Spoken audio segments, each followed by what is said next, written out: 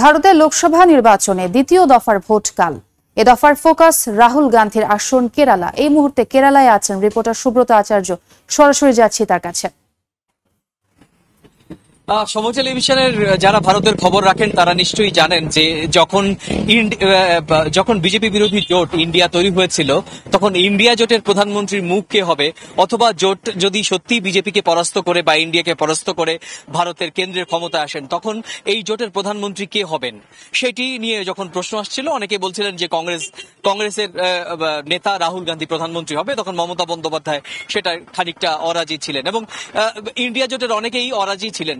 আমি যে কেন্দ্রটিতে এই মুহূর্তে দাঁড়িয়ে রয়েছি রাহুল গান্ধীর কেন্দ্র, এবং সেই রাহুল গান্ধী যদি ইন্ডিয়া জোট ক্ষমতা যায় তাহলে কিন্তু প্রধানমন্ত্রী হওয়ার রাহুল গান্ধীর প্রধানমন্ত্রী যদি হয় তাহলে কিন্তু নিঃসন্দেহে এই কেরালার ওয়ানডের এই আসনটি থেকে প্রধানমন্ত্রী পাবে আগামী ভারত। কিন্তু আসলে কি প্রধানমন্ত্রী হওয়ার সেই সম্ভাবনা আছে? কংগ্রেসের যে এই মুহূর্তে দাঁড়িয়ে এনডিএর বিরুদ্ধে এখনো পর্যন্ত যে সমস্ত লোকসভা কেন্দ্রে কংগ্রেসের পক্ষ থেকে কিংবা ইন্ডিয়ার পক্ষ থেকে যে সমস্ত প্রার্থীরা প্রতিদ্বন্দ্বিতা করছেন, অঙ্কের হিসাবে এখনো পর্যন্ত তারা প্রার্থী দিতে পারেনি ৩০০টির বেশি আসন, অথচ বিজেপি বা এনডিএ কিন্তু ইতিমধ্যেই ৪০০র বেশি আসনে প্রার্থী দিয়ে ফেলেছেন। অর্থাৎ খেলার আগেই কিন্তু তারা কার্যত ক্ষমতায় যাওয়ার জন্য যে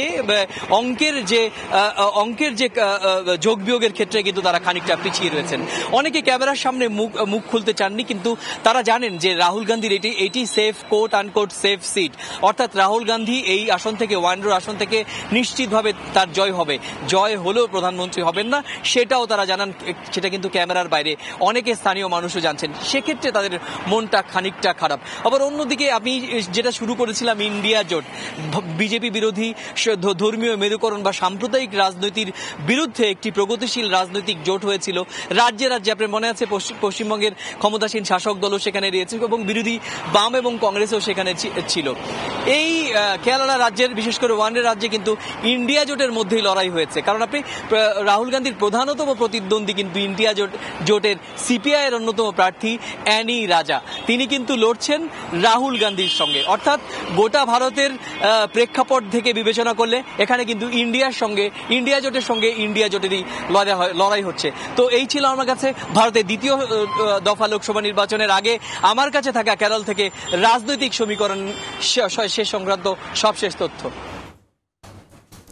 সরাসরি যুক্ত ছিলাম ভারতের কেরালায়।